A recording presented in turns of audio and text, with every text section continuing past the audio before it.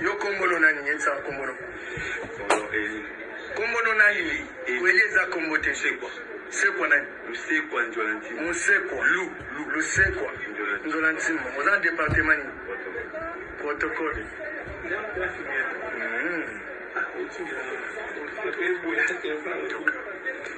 Est-ce que le sali est à malon des amabé?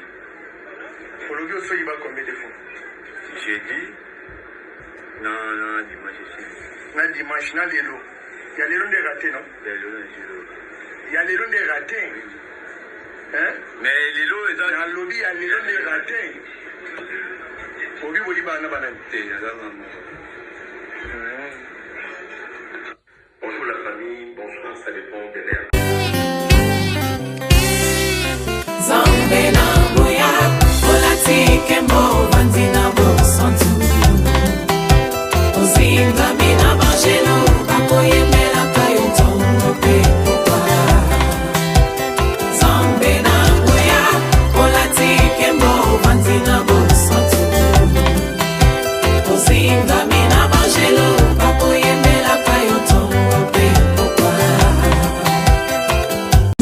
MDG TV, une chaîne Wint pour la cause de Christ. Mafuta Yasika, Mafuta Yasika, Mafuta Yasika.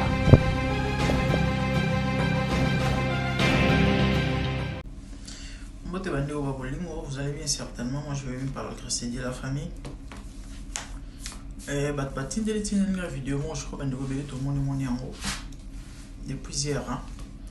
Il y a frère Moko na Combo, il s'appelle encore comment les frères. Frère Waza protocole dans cité Bethel. Frère Lusekwa Nzolantina, Sugi Nzolantina, Sugi Nzolantima, Sugi Nzolantimbo. Et Ndego Oebandego, Aza protocole dans cité Bethel. Aibi. Il paraîtrait si panier à Mabunza, on a évité 600 euros. L'église a cité Bethel, Bachar, on a évité ceux qui 10 000 paniers, 100 paniers à Mabunza, ce que 6 il y a à Junior sur 6, on a évité. Donc au total, à IBC, paniers à Mabunza, on a évité.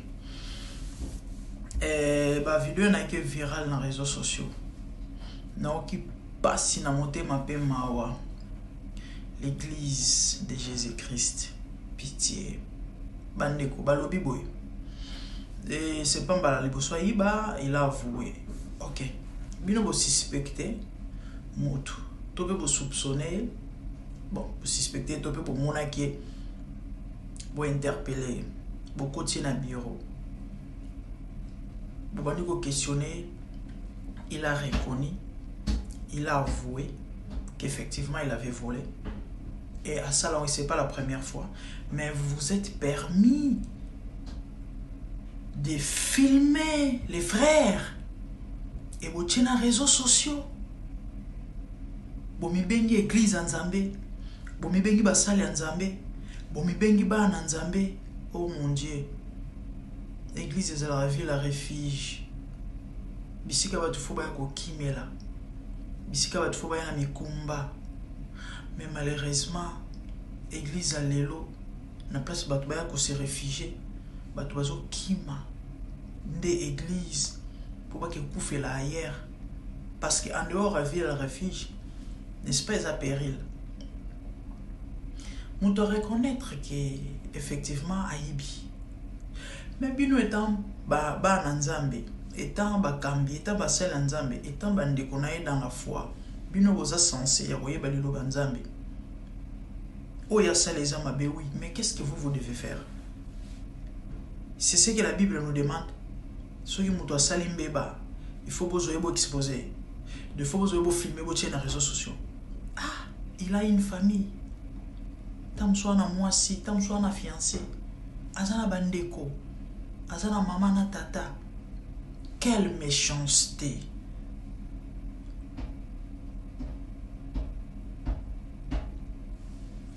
Église des hôpital. Ba malade ya bandenge tout bayaka. les changements de foi exorbitants, ce qui veut dire guérison, topé lobiko. Et ana moto muso aye katina yesu moi qui pickpocket atiki na mute. Mateo bino bote ya ndem to transformer.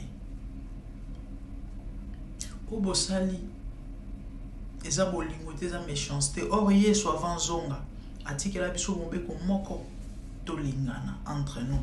Alobi aimez-vous les uns les autres. Abi c'est alors que mokili koyeba ke boza yanga donc elembo ya koyeba mwana nzambe ezalaka par l'amour. Yesu mutalobi soki bolingani c'est alors que le monde saura que bino boza yanga parce que Jésus c'est l'amour et bolingo bayeba mona ba preuve bolingo zana mbebote na monoko te na ba preuve ça c'est pas l'amour ou ezako bomandeko et puis bomi benga bana nzambe ba chrétien. Quelle méchanceté.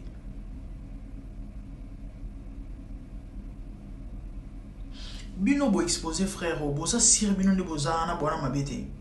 Bo sir o bino bo sala na kukuto pe na secret. So nzamba lo bia bimisango libanda bino bo kozala na kimia na mokila bato lo bata frère Patrice ayimba na nzembo alobi. Bato boza na baboloko courage. Bo kanza te bo mabe koleka biso to libanda. Parce que ça, monsieur soit le bas exposé, mais on va salaire avoir condamné à mort dans la prison. Bino bo exposé ndeko. Tam soso bimarna de 3 sœurs na église. Ndenge diacre oyo Moïse soki di yoyo atika ko cha bazemi na ba sœur mi bala kimi. So bazemi tena na ngwani ngaeba que c'est un kubuker ya diacre. Ah babiloko yo na ebité na lobanini il faut ici là tala bobongo la mitema botika okosa rabatu botika okosa rabatu bobongo la mitema bino bo prétendre kozala ba disciple à Christ. Vous devez vous repentir et puis produire les fruits dignes de la repentance. Ningi Bible zo senga abiso mutu andimi que effectivement na ibi tope na ibaka mais siko bozo so bo filmer bo tena réseau so poani po esala neti nini na place bote ya ebo pise kine frère moi na nzamba yibaka te o ça les ali sumu et puis ko yiba na panier ya mabonza na panier ya église. Quelle malédiction. Ce qu'on fallait n'est-ce qu'on bo l'accès nzela na profiter en passant. Tu as son de ma voix. Oyiba na panier à église. Hey, o milingite. O milingite, o moni offrande. Hein? Tant de heures au tia. Et c'est toute sa vie de oyazo mema. Mais combat nae, ba problème nae, ba passe nae, ba malédiction nae. Et ba tout misusu, ba sur ça ba mbongo na bango za moins compliqué. Tant que na offrande wana une façon pour na eta msusu alukasi soulager toi se débarrasser na fardeau songolo. Et du coup yo zumbo mwana bendo tchena poche maya attendez. Tant na olo ba mikolonio soit que l'église doit être enseignée. Ba tout ba comprendre mon peuple périt faute de connaissance de la Bible. Il y a connaissance, ignorance et épargnarate et bomaka. Par contre connaissance et même la lumière est permettant de mon anzela anyata CTT anyata CNDT a dévier logo gozo kisaye atambola ndenge sengeli tope na nzelo ya malamu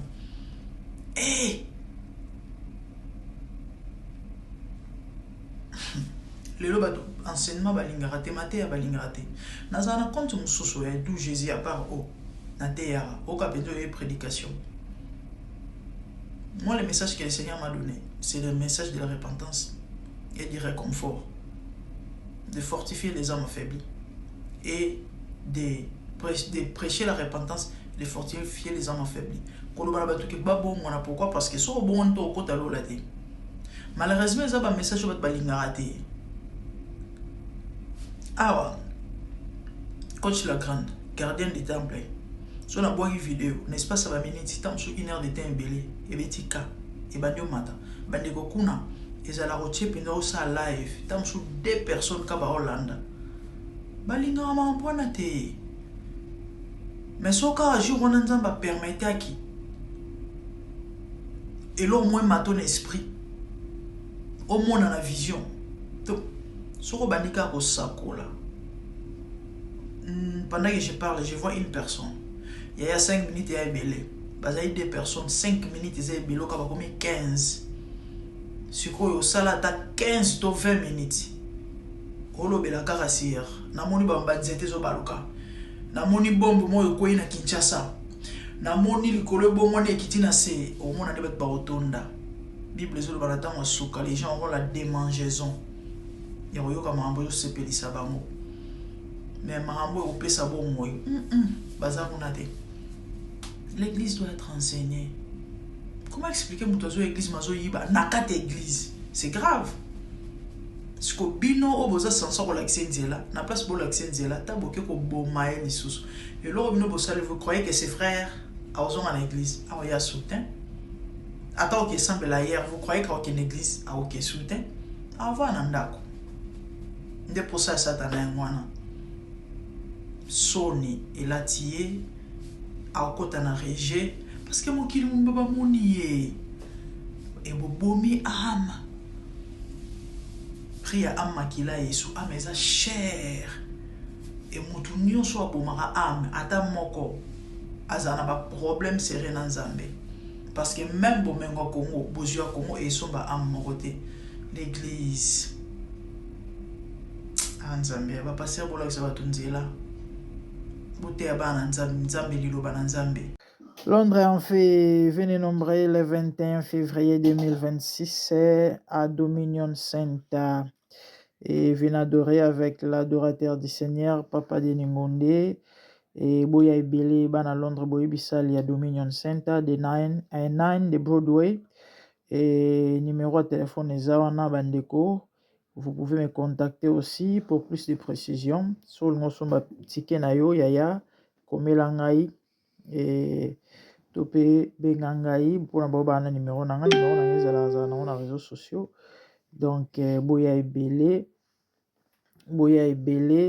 et le 21 février 2026 na Dominion Center na Wood Green pardon et 9 de Broadway High Road London N22 6DS. Donc c'est ça. Boya Ibele tukumisa Nzambe longo et bisika ba Nzambe basangana basantu basangande bisika Nzambe atindaka mapamboli selon Psaume 133. Voilà. Donc c'est ça. Ba moment ya boye et ça va moment historique à ne pas rater. Et ceux qui nous ont mis au kondola ba adorateur yakala basel Nzambe yakala o bato mokili bakolo bakino bango baza bato akala sonza mamozo misa bango c'est que carence tozana carence ya ba vrai adorateur. Voilà, to ebisonyo so comment est-ce que Nzambe utilisera Papa Deningonde nanzela na ba adoration ba nzembo lokola ba motema na ngai etondi na posa na yo. Boya Ibele to kumisa Nzambe longo na présence na ye bandeko et soko pusani Bible lobi otikala lolenge morote parce que dans sa présence il y a la gloire, dans sa présence il y a la magnificence, dans sa présence il y a la joie, il y a la solution. Que Dieu vous bénisse.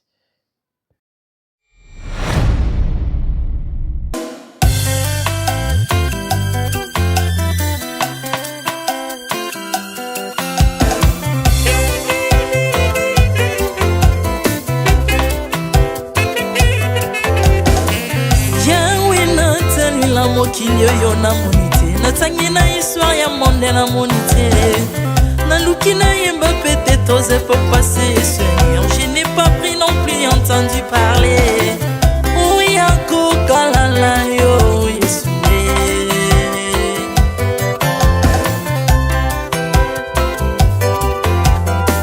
Même na domaine ya sorcellerie nationale, atana oyo ya international, papa na yo kisangwa banzamba mokili yo mokota kufa se kwa lokola yo Yesu.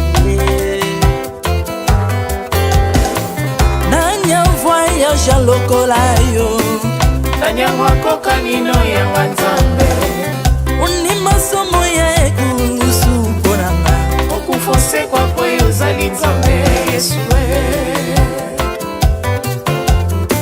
nzambe moneno kitana se olata nzoto po yo bikisanga okitana se pozwe sikananga ofuta nyongo nanga nzambe nanga Yesu ozali nzambe onkoteya okani na yo ozali nzambe obongwani te Yesu Yesu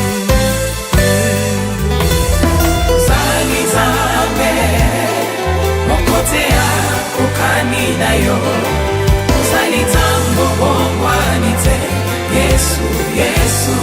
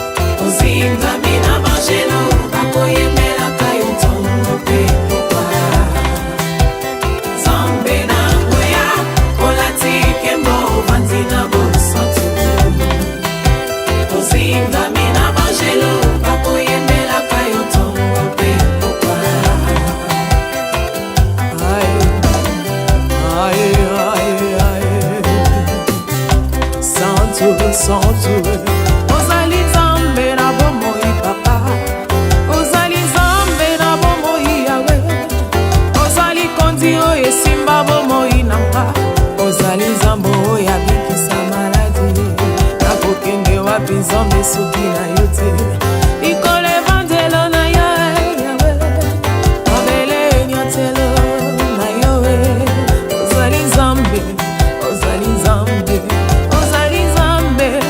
kote lokola yo nzambe na ngoya olatike mbo vanzi na bosantu ozingami na bangelo bakoyemelaka yo ntongo mpe popa Ardemment tu m'as rendu intouchable ardemment tu m'as rendu invincible naliwa na yo tokomindela santu lisekwa na yo tokominde balongi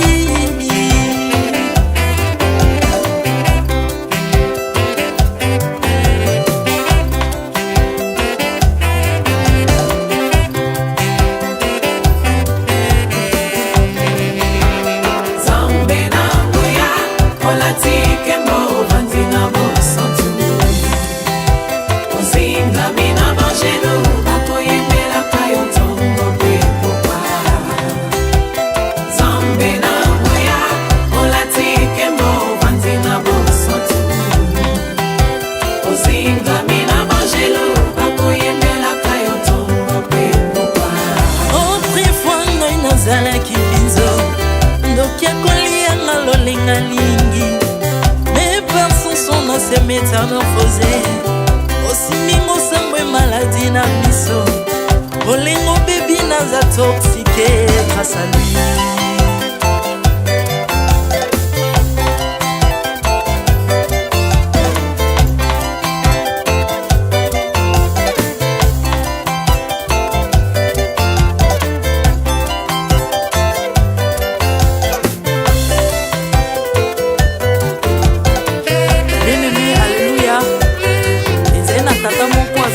nzambe ntango akufi badeptine balobi keno akosekwa po nzambe bakristo basekwa alors po bafasilite lisekwa na ye bakunda ye mutu libanda po ntango akolamuka abimaki elinga la moko mais comme nzambe na biso alinga kokambola gloire na moto te lobi nango na ntongo baya kokuta bangulu basepelisa mutu ya nzambe na bango yango bien aimé bato wana bakoma oyo biso dolera ngulu te po milimo mobe ekotaka na ngulu so bino bolera ngulu te po milimo mabe ekota na ngulu bomelaka mai te po milimo mabe ekotaka na mai yango tokumbisa nzambe po akufa asekwa avandi na loboko ya tata intercéder pour la main.